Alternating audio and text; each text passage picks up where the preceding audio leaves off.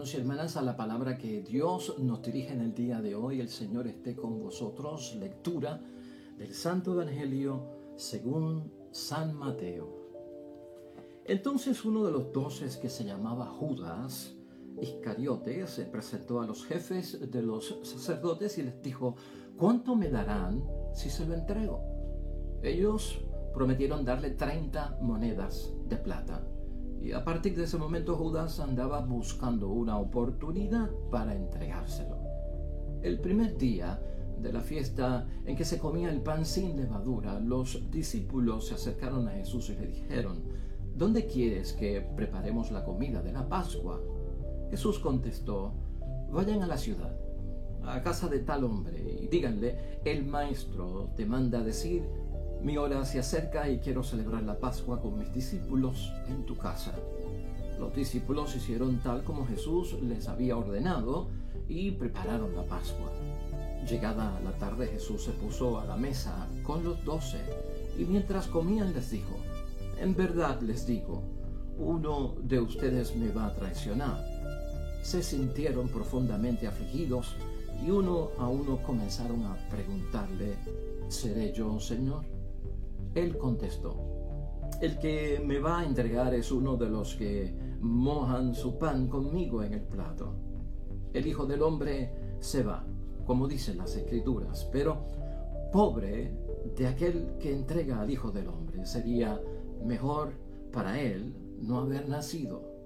Judas, el que lo había de entregar, le preguntó también: ¿seré yo acaso, Señor? Y Jesús respondió: tú lo has dicho. Lo proclamado, hermanos y hermanas, es palabra del Señor. Gloria a ti, Señor Jesús.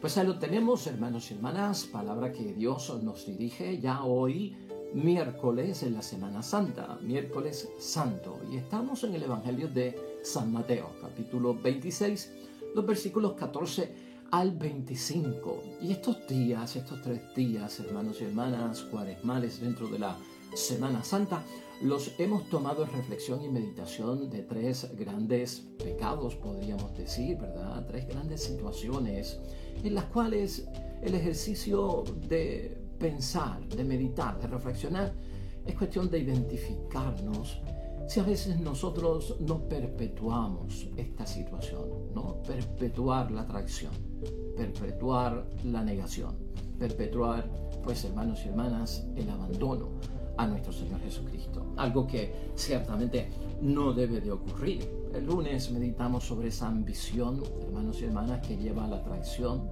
Ayer nos fijábamos en la falsa seguridad, hermanos y hermanas, que también detrás de esa malicia está el maligno metido para destruir todo aquello que es bueno y sano y sobre todo que viene de parte de Dios. Y hoy, finalmente, en este miércoles santo, la reflexión es la complicidad. ¿Hasta qué punto, hermanos y hermanas, podríamos nosotros señalar a un solo culpable, a una sola persona que motivó, que causó la pasión de Cristo, la muerte de Cristo? Toda esta situación tan trágica que la reflexionamos en el tiempo de la Semana Santa y especialmente el Viernes Santo con la muerte de Cristo. Y claro, al abundar, hermanos y hermanas, y al preparar el Evangelio en términos de meditación, es cuestión de examinar qué fue verdaderamente lo que ocurre aquí, ¿verdad? Porque hemos visto a Judas que ha salido desde el lunes, martes y miércoles como el gran traidor, como la persona que está detrás de todo esto. Cristo va a la cruz, hermanos y hermanas, y Cristo es condenado bajo pena de muerte porque ocurrió algún montón de situaciones que ya veremos el Viernes Santo, ¿no? Esto no se debe solamente a la situación de un discípulo de Cristo que tuvo el peso y la carga de provocar todo lo que es la pasión y la muerte de nuestro Señor Jesucristo. Aquí se enredaron una serie de situaciones, hermanos y hermanas, que tenían que ver más que con la religión judía, con los líderes religiosos de aquel tiempo y sus propios intereses que se veían de alguna forma, pues, hermanos y hermanas, en forma de privilegios, pues tocados y que no querían perder.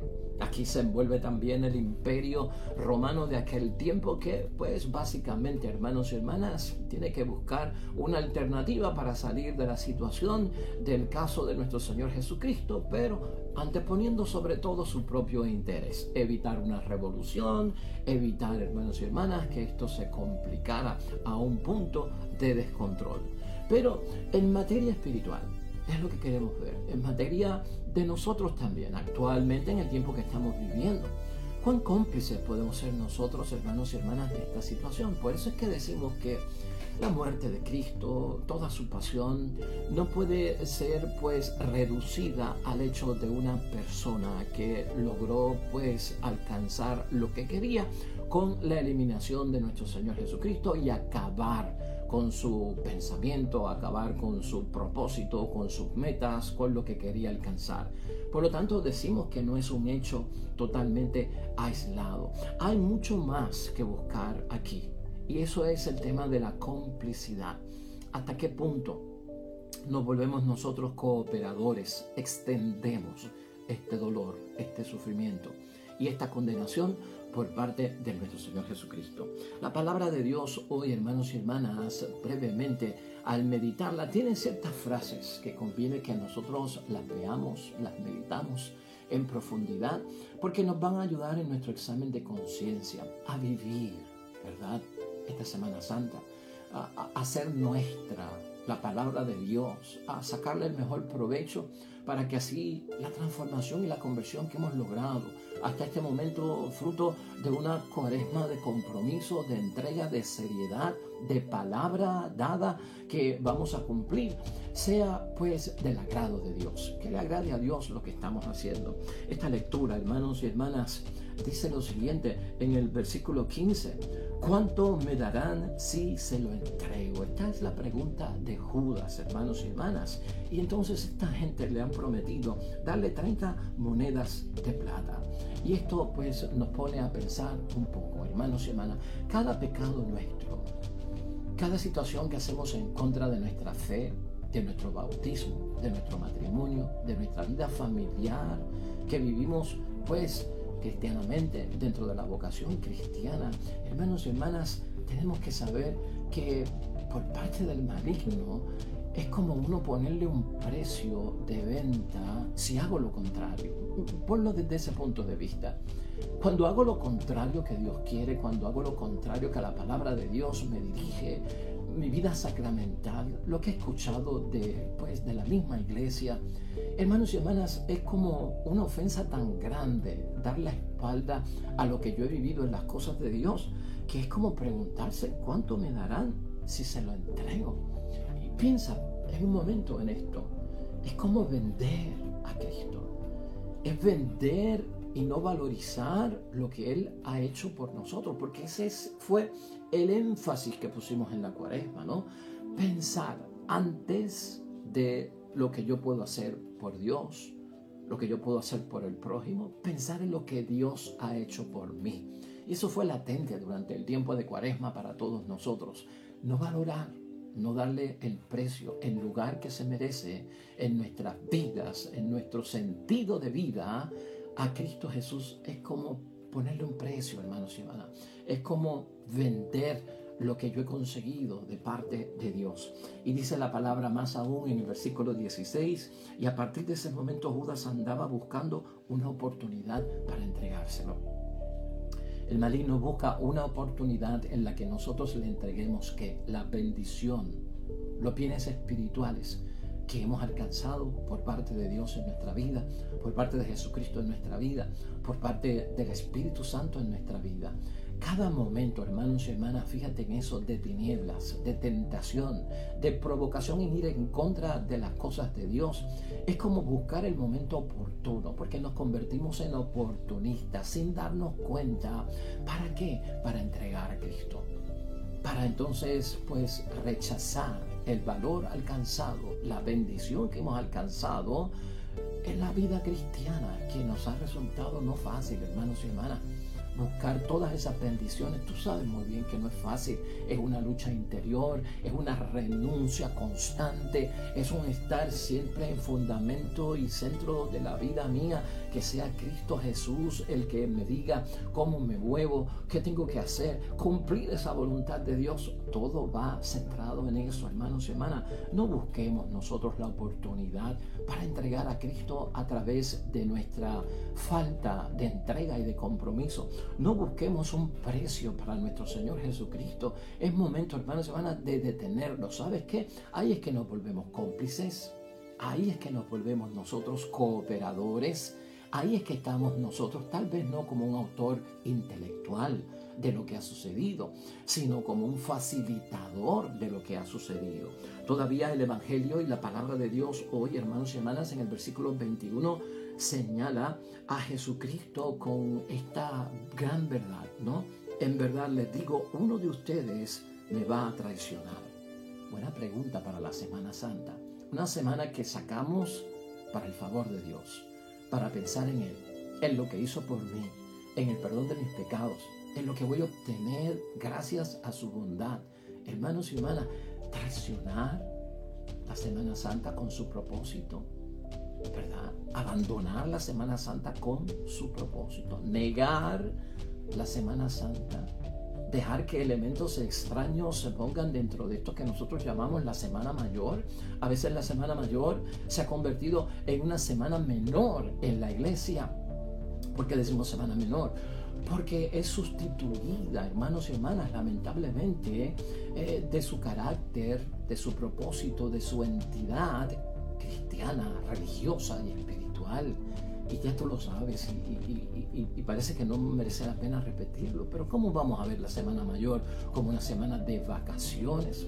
¿Cómo vamos a ver la Semana Mayor como unos días feriados, como unos días libres, como unos días, hermanos y hermanas, de yo poder desquitarme del trabajo que me tiene a mí asfixiado toda la semana, todos los días, que me tiene cansado? Pues este es el momento para yo dedicarlo a mí y poner ausente a nuestro Señor Jesucristo. No nos volvemos nosotros cómplices de una sociedad amañada, de una sociedad que no toma ya en cuenta, pues, hermanos y hermanas, ese Viernes Santo con el valor que tiene para toda la humanidad, porque esto no es cuestión solamente de aquellos que son religiosos y cristianos. Cristo murió por todos en esa cruz y Cristo es el Señor y dador de vida de todos, hermanos y hermanas, a través de su Espíritu Santo. Así la palabra nos enfoca, hermanos y hermanas, con esa pregunta, ¿no? ¿Quién será? Que no sea ninguno de nosotros. Cada uno de los discípulos aquella noche le preguntó a Jesucristo individualmente. Nos narra Mateo, hermanos y hermanas, ¿seré acaso yo, Señor? ¿Seré acaso yo, Señor? Pues ya esto lo tenemos que tener en mente la respuesta, hermanos y hermanas. Que no seas tú, hermano y hermana. Porque el que actúa así, no por boca mía, no por boca del Papa, del obispo, del sacerdote, de quien sea, hermanos y hermanas, el que actúa así está en negación, está en traición y está en un gran abandono. Mira lo que dice nuestro Señor Jesucristo, ¿no? Cuando da a entender y a la misma vez identifica quién lo hará. El que me va a entregar es uno de los que mojan su pan conmigo en el plato, cerca de él. Y tal vez nosotros no tenemos pan para mojar en el plato de nuestro Señor Jesucristo, pero nosotros hemos alimentado nuestro cuerpo material y espiritual con el cuerpo de Cristo. Hemos tomado su sangre preciosa y valiosa en la Santa Misa Eucaristía, hermanos y hermanas, muy cerca de nuestro Señor Jesucristo, por bautismo, por confirmación, por matrimonio, por orden sacerdotal, por la unción que hemos recibido, hermanos y hermanas, por parte de Jesús el Señor. Por esa primera comunión, hermanos y hermanas, hemos o no hemos estado en la mesa con nuestro Señor Jesucristo, de cerca, compartiendo con Él. No hemos estirado y acercado nuestras manos juntas para recibir el glorioso cuerpo de nuestro Señor Jesucristo que santifica nuestra vida. Y por eso uno tiene eso en mente primero, antes que nada, para entonces decir, ¿seré acaso yo, Señor? Que no ocurra es lo que estamos buscando, ¿verdad? Que no se repita, que no sea perpetua esta situación tan indignante en la vida de nuestro Señor Jesucristo. El Hijo del Hombre se va, dice Jesucristo, como dice en la Escritura, pero pobre de aquel que entrega al Hijo del Hombre. Entregar al Hijo del Hombre al mundo. Entregar al Hijo del Hombre a las vacaciones. Entregar el Hijo del Hombre, hermanos y hermanas, a la vida del mundo, de los feriados. A la vida, hermanos y hermanas, vana, sin sentido, al perder el tiempo. Como si no hubiese un verano, hermanos y hermanas, como si no hubiese otros días. ¿Cuán libres somos nosotros, hermanos y hermanas, para no entregar al Hijo del Hombre, para no entregar a nuestro Salvador y a Cristo el Señor? Esa es la pregunta, porque cuando yo no soy capaz de entregarlo, quiere decir, hermanos y hermanas, que no estoy atado, que no estoy vinculado, que no estoy dominado, que soy yo el que tengo el control y yo no voy a entregar a Cristo. Yo no voy a saltar este Viernes Santo con la euforia de un mundo que está esclavizado por todas las cosas que se comprometen, que les cansan, hermanos y hermanas, que les fatigan, que les crean depresión. ¿Cómo yo voy a entender que junto a Cristo yo no voy a descansar? Que junto a Cristo yo no voy a tener un beneficio. Que sacando estos días claves que vienen pronto, ese jueves en la noche, ese viernes total, ese sábado y ese domingo, hermanos y hermanas, no voy a ser beneficiado de alguna forma. Todo eso es el examen de conciencia antes ya de estarnos acercando a los días más claves y más poderosos dentro de la Semana Santa. Por eso, hermanos y hermanas, sería mejor para él no haber nacido. Para él no haber nacido. ¿Qué quiere decir esto? Se refería a Judas, pero se refiere a todo aquel que lo niega, a todo aquel que, hermanos y hermanas, por las ambiciones del mundo lo traiciona y Cristo es abandonado. Sería mejor que no hubiésemos nacido. ¿Por qué? Porque el que nace en Jesucristo el Señor, hermanos y hermanas, no puede hacer eso.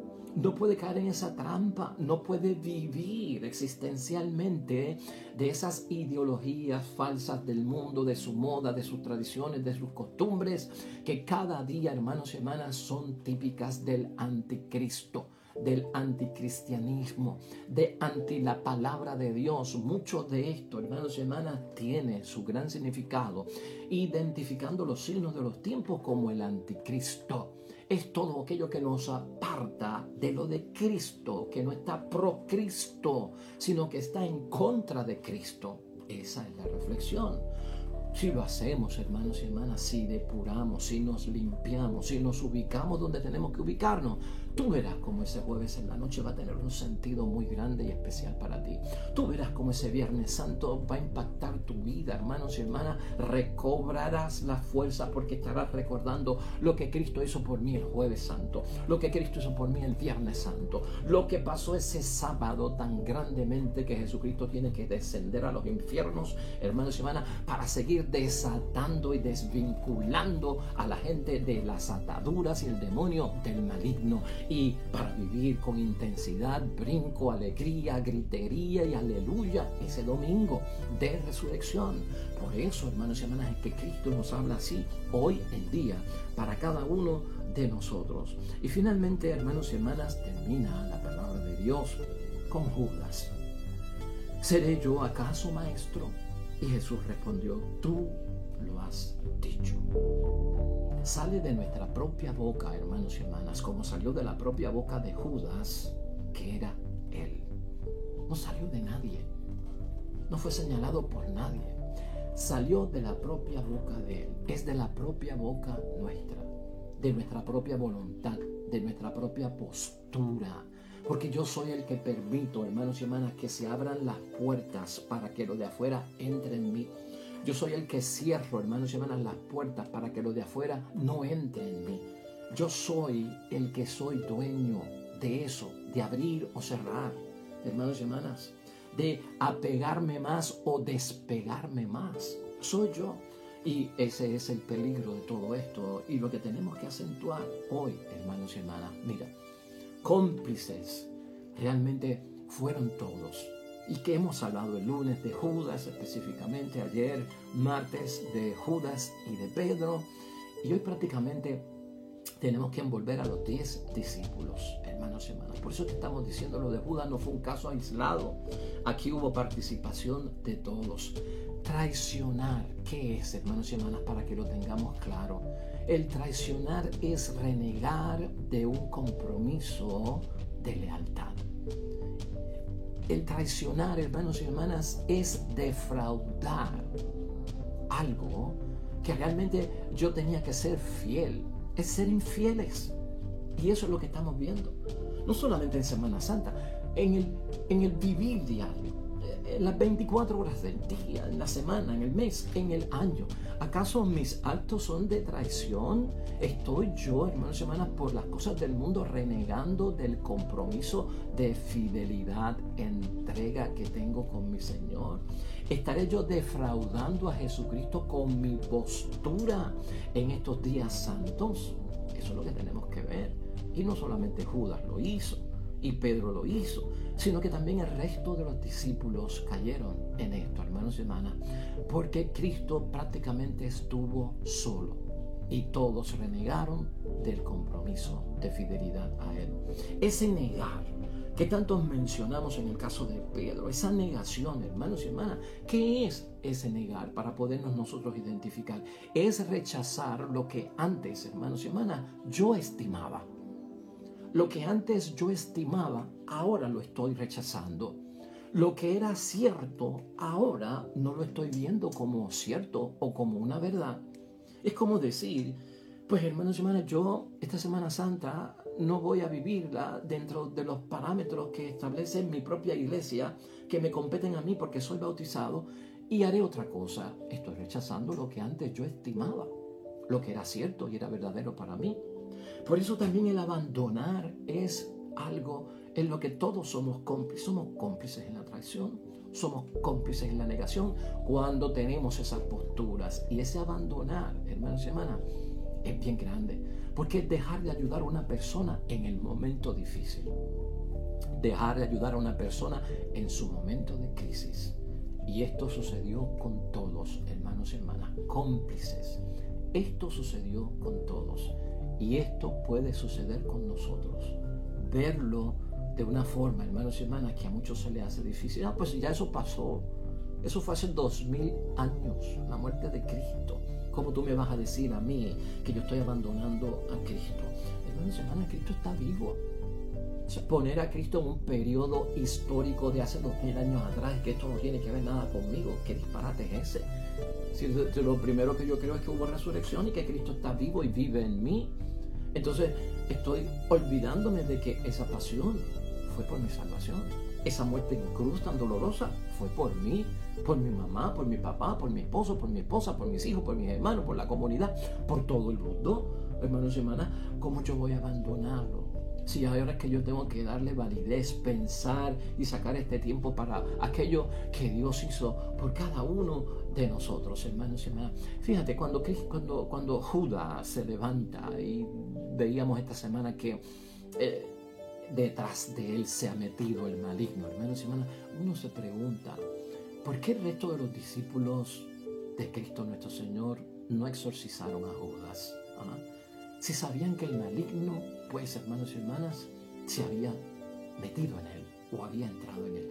Claro está, habíamos dicho, hermanos y hermanas, que ellos estaban confundidos cuando pues se levantó y se fue porque pensaron que pues a lo mejor tenía que comprar algo que faltaba para la cena, a lo mejor tenía que tener un dinero para ayudar a los pobres. Se pensaron muchas cosas y ciertamente en aquel momento todavía la fe de los discípulos era inmadura, era infantil.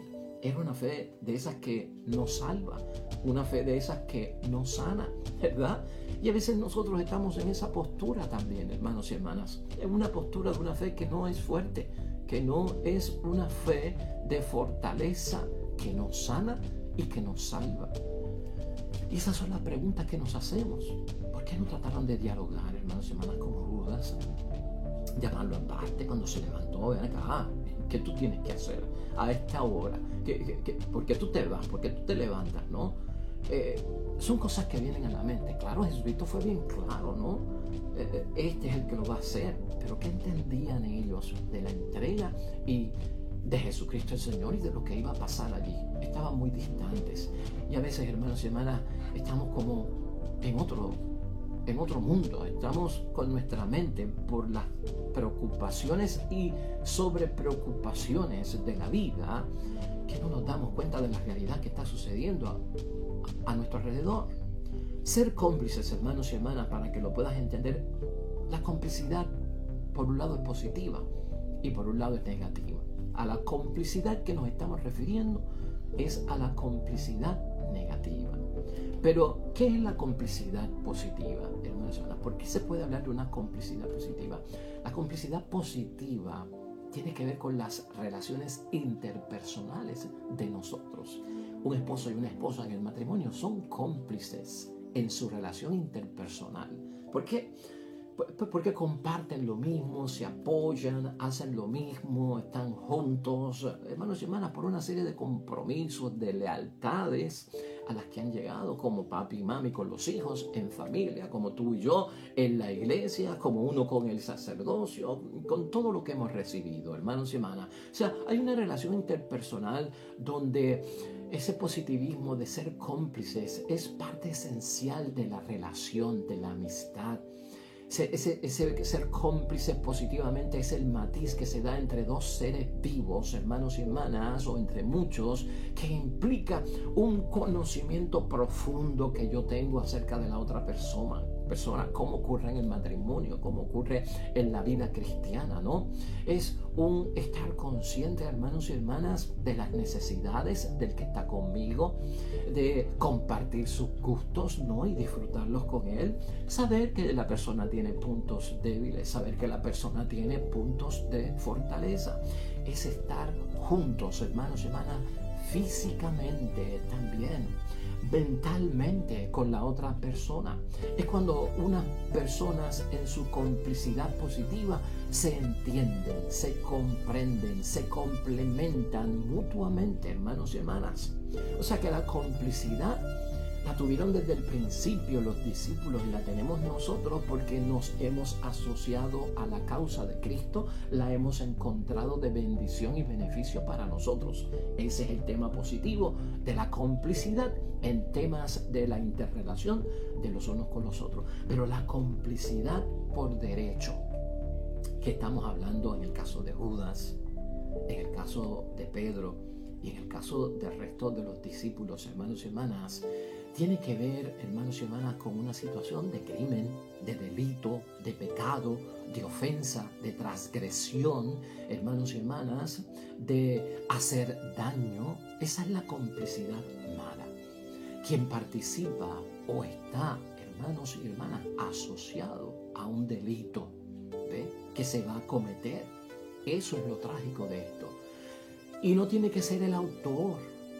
No tiene que haberlo causado estar allá hace 2000 años, hermanos y hermanas, y haber estado viviendo en el Imperio Romano para el tiempo de Jesucristo nuestro Señor, o haber sido judío en aquel tiempo, ¿no?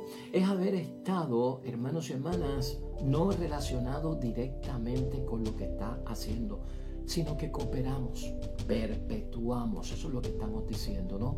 Se perpetúa a través de la cooperación.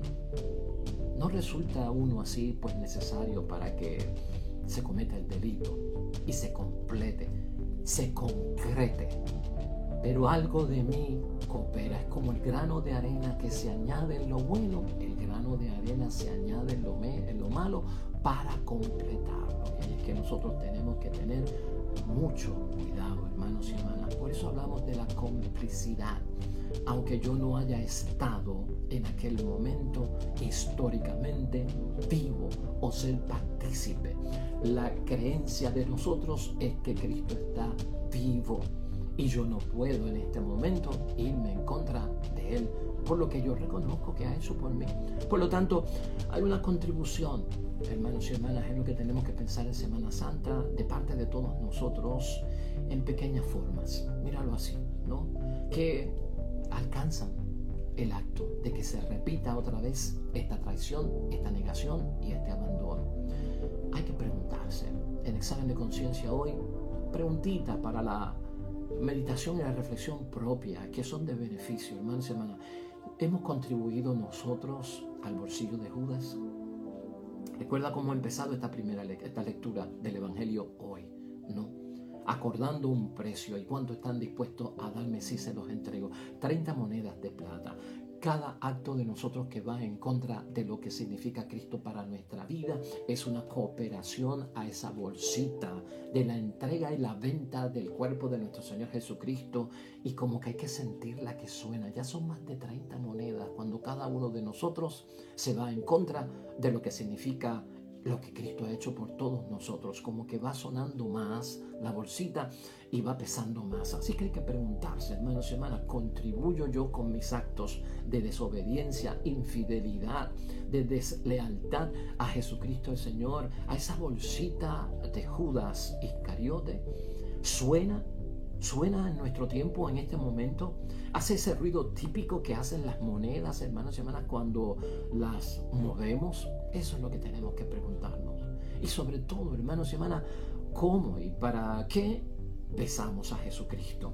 Hablo del beso porque el beso fue importante en la noche por parte de Judas para poder identificar a Jesucristo en la oscuridad. Todos los discípulos tenían costumbre de besar al Maestro, costumbre judía. Aquella noche, los 12 discípulos tuvieron que besar a Jesucristo el Señor en la mejilla. Es un saludo de cortesía, de amor, de empatía. Pero el de Judas marcó la diferencia porque fue un beso de traición, hermanos y hermanas. Y tal vez los demás, un beso de complicidad. ¿Cómo besamos a Cristo? ¿Cómo besamos su cuerpo? ¿Con qué intención? ¿Con qué honestidad? ¿Con qué fidelidad besamos el cuerpo de Cristo? ¿Somos uno de ellos, hermanos y hermanas, o no somos uno de ellos, de los 12? ¿Somos uno de ellos? Somos discípulos de Cristo. Aquí hablamos de la vocación cristiana. Si somos uno de ellos, tenemos que estar presentes en los actos de Semana Santa, en los actos de recordatorio de nuestra salvación, porque somos unos de ellos. Si nosotros no estamos en las cosas de Dios, verdaderamente ya no somos uno de ellos. Por lo tanto, hermanos y hermanas, no sigamos nosotros extendiendo la situación tan trágica por la que pasó nuestro Señor Jesucristo. Quiero decir algo al terminar hoy miércoles, hermanos y hermanas, y en conclusión, porque de alguna forma, en un momento dado, una persona se acercó a mí y con unas dudas bien grandes que tenía después de un sermón, en una misa que yo di, hermanos y hermanas, y me decía: mire, padre, es que yo no puedo ser culpable de lo que pasó con Adán y Eva. Yo no siento que yo tengo que arrastrar con el pecado, pues, hermanos y hermanas, original. Yo no siento que un sacerdote venga y me diga: por tu culpa murió Cristo, tú eres responsable de la muerte de Cristo. Alguien vino donde mí con esa gran preocupación. Y claro está, se utiliza dentro de la predicación, hermanos y hermanas, que utilizamos para mover almas, para sacudirnos, para darnos cuenta de nuestra complicidad. Pero yo le digo a la persona: ¿sabes qué? Y es lo que te voy a decir hoy aquí para terminar en conclusión. Hay 3 momentos en la palabra de Dios donde Jesucristo nos exonera de su muerte, donde Jesucristo dice que no somos culpables, donde Jesucristo realmente entiende que fue ofendido, pero que puede haber perdón. Y fíjate, en el Evangelio de San Juan, en el capítulo 10, versículo 18, Cristo dice con gran y profundidad seguridad: nadie me quita la vida, sino que yo la doy por mi propia voluntad, por mi propia cuenta. Está entregándola, nos exonera. No fue que nosotros se la quitamos. Parte de la misión de Cristo era entregarse a las cosas de Dios hasta el máximo. En segundo lugar, ¿cómo nos exonera Jesucristo de su muerte? En el Evangelio de San Juan también, en el capítulo 18, versículo 8, dice: si me buscan a mí, dejen que estos se marchen. Dejen que estos se marchen. Entonces, no fue que lo abandonaron, fue que Jesucristo los protegió. No se metan con ellos, déjenlo ir, porque este asunto es mío. Ahí también hay como una exoneración, por todo lo que ocurrió. Y finalmente, en el Evangelio de San Lucas, capítulo 23, versículo 34, es la primera palabra de Jesucristo nuestro Señor colgado de la cruz. Padre, perdónalos porque no saben lo que hacen. Si algo hicimos, hermanos y hermanas, en complicidad por pasión y muerte de Cristo, Cristo dice, sí lo hicieron, pero no sabían lo que hacían.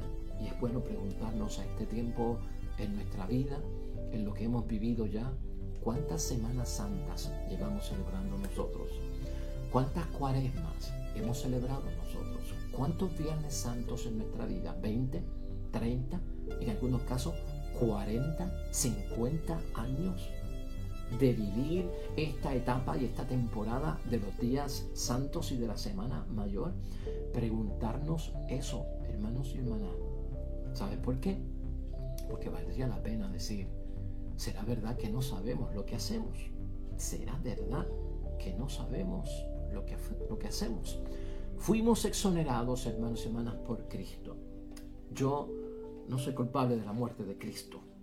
Nosotros somos beneficiarios de la muerte de Cristo, porque Él nos perdonó. Amén y amén. Así terminamos hoy, hermanos y hermanas. Vamos a orar junto al salmo que nos propone la Iglesia en este miércoles para meditar y reflexionar junto a la Iglesia Universal. Oremos al Señor.